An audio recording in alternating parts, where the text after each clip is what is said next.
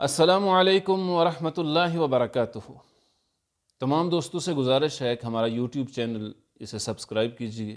اگر ہماری ویڈیو آپ کو پسند آئے تو اسے لائک اور شیئر کر دیجیے، اور آخر میں بیل آئیکن ضرور پریس کر دیجیے۔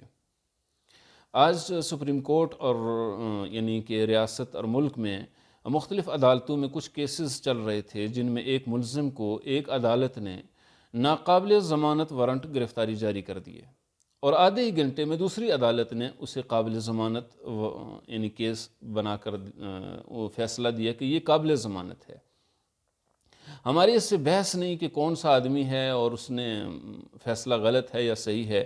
اللہ رب العزت نے فرمایا ہے وَمَن لَّمْ يَحْكُم بِمَا أَنزَلَ اللَّهُ فَأُولَٰئِكَ هُمُ الْكَافِرُونَ، کہ جو لوگ یعنی اس منصب پر بیٹھے ہیں، انصاف کے منصب پر اور عدالت میں بیٹھے ہیں انصاف کے لیے، اگر وہ عدل پر مبنی فیصلہ نہیں کرتے تو پھر یہی لوگ کافر ہیں۔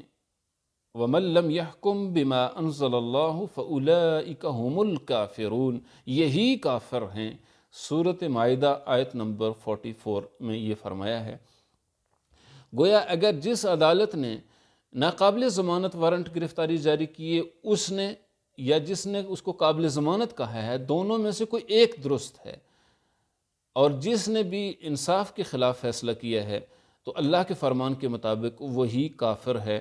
اب یہ فیصلہ تو عوام نے کرنا ہے یا ان ججز نے کرنا ہے کہ انہوں نے کس بنیاد پر قابل ضمانت اور ناقابل ضمانت کا فتویٰ جاری کیا ہے، لیکن ہمارا مسئلہ یہ نہیں ہے۔ مسئلہ یہ ہے کہ امت کے اندر یورپ اور مغرب کی طرف سے ایک پروپیگنڈا پیدا کیا گیا کہ دیکھیں جی، یہ جو مذہبی لوگ ہیں، مولوی حضرات ہیں، علماء ہیں، یہ فرقہ واریت کو ہوا دیتے ہیں، اور فرقہ واریت کی وجہ سے امت کے اندر تقسیم ہے، اور امت کی اس تقسیم کی وجہ سے لوگ علماء سے اور ان دیندار لوگوں سے نفرت کرتے ہیں کہ یہ ایک دوسرے کو کافر قرار دیتے ہیں۔ جب قرآن ایک ہے، حدیث ایک ہے، اللہ اور اس کے رسول ایک ہیں، تو پھر یہ اختلاف کیوں ہے؟ اس بات کو قرآن نے خود کئی بار ذکر کیا ہے کہ یہ ممکن نہیں ہے کہ سب لوگ ایک ہی مطلب اور ایک ہی مفہوم پر جمع ہو سکیں۔ لیکن سوال یہ ہے کہ ابھی 40-50 سال نہیں ہوئے آئین بنے ہوئے، ایک آئین ہے، ایک ہی ریاست ہے، اس کے ماتحت نظام عدل بھی ایک ہے، اور آج تو ملزم بھی ایک ہے۔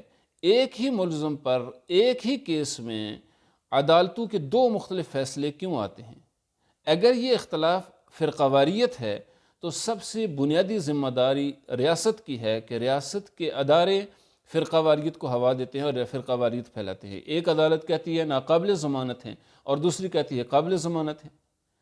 یہ ایک ہی آئین میں، ایک ہی ریاست میں، ایک ہی ملزم پر وہی ایک کیس، اس میں اگر ججز کے اختلاف ہے مطلب اور مفہوم بتانے میں، تو پھر قرآن اور سنت تو وسیع تر سمندر ہے، اس میں بھی تو اختلاف ہو سکتا ہے۔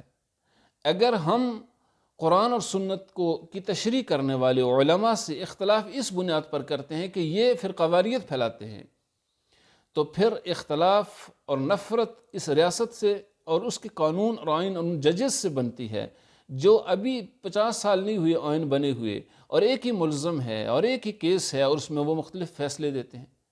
لیکن یورپ یہ نہیں کرنے دے گا، اور مغرب اور اس کی پروردہ جتنے بھی یہاں اس کے یعنی اعلیٰ کار ہیں، وہ اس چیز کو تو ہوا دیتے ہیں کہ یہ علماء فرقہ واریت پھیلاتے ہیں، لیکن اس کو نہیں کبھی ہوا دیں، اس کو مستحسن سمجھتے ہیں کہ دیکھیں جی سیاست میں اختلاف رائے تو ہوتا ہے، اور ججز میں بھی اختلاف رائے ہوگا۔ جس طرح ججز آئین اور قانون کو سمجھتے ہیں، اسی طرح علماء قرآن اور سنت کو سمجھتے ہیں۔ جب ججز میں یہ اختلاف ہے تو علماء میں بھی اختلاف ہے، اور یہ اختلاف دونوں یا ریجیکٹ ہوں گے یا دونوں صحیح ہوں گے۔ اگر سیاسی فرقہ واریت اور سیاسی طور پر امت کو توڑنا، فرقہ واریت اس لیے مذموم عمل ہے کہ وہ امت کے اندر تقسیم پیدا کرتا ہے، امت کو توڑتا ہے، اس کی اجتماعیت ٹوٹتی ہے۔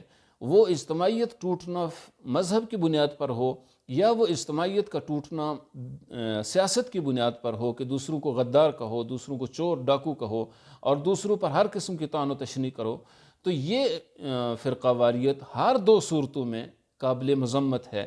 لیکن یورپ اور اس کے پروردہ یہاں اس کے اعلیٰ کار مذہب کی بنیاد پر اختلاف کو تو ہوا دیں گے، لیکن سیاست کی بنیاد پر اختلاف کو اور سیاست کی بنیاد پر فرقہ واریت کو سیاسی شعور دے کر اسے مستحسن سمجھتے ہیں۔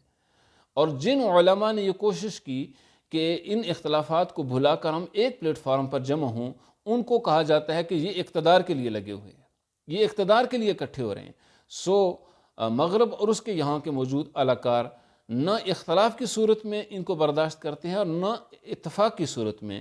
در حقیقت انہیں اختلاف ان کی ذات سے ہے، علماء سے ہو، دیندار طبقے سے ہو یا دین سے ہو۔ دین کو چونکہ براہ راست گالی نہیں دے سکتے، اس لیے انہوں نے علماء کو آگے لگایا ہوا ہے۔ فرقہ واریت مذہب کی بنیاد پر ہو وہ بھی قابل مذمت ہے، اور سیاست کی بنیاد پر ہو وہ بھی قابل مذمت ہے۔